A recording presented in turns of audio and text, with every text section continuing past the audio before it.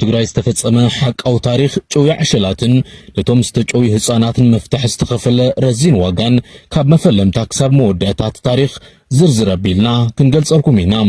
ኣብዚ መደብ ነቶም ሰባት ሓኒቆም ዕሸላት ብምጭዋይ ብባጃጅ ዘምለጡ ናይ ከተማ ሸፋቱ ኣብ ጽኑዕ ክትትል ኣትዮም ብሞተር ሳይክል ዝከታተልዎም ዝነበሩ ሰብ ሕልና ጀጋኑ መናእሰይከ ኣብ መወዳእታ እንታይ ኣጋጠሞም መልሱ ክንነግረኩም ኢና።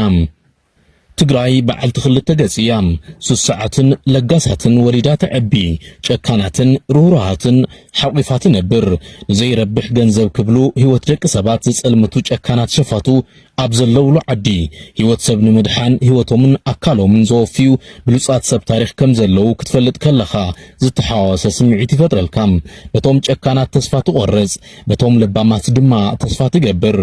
እዚ ፕሮግራም ኣብ ትግራይ ካብ ግዜ ናብ ግዜ እናተስፋሕፈሐ ዝመጽእ ዘሎ ፍትሕ ኣልቦን ሓደጋ መኪናን እውን ዝድህስስ እዩ።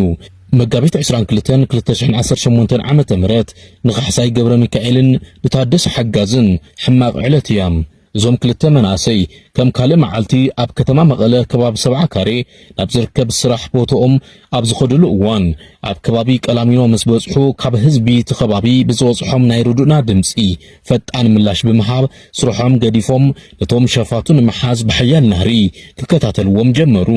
ኣይተ ካሕሳይ ገብረ ሚካኤል ሞተር ሳይክል እናዘወረ ረዳቱ መንእሰይ ታደሰ ሓጋዝ ድማ እታ ሸፋቱን ጨወይትን ዝሓዘት ባጃጅ ካብ ዓይኒ ከይትስወር ብካሜራ እናቐረጸ ይከታተልዋ ነበሩ።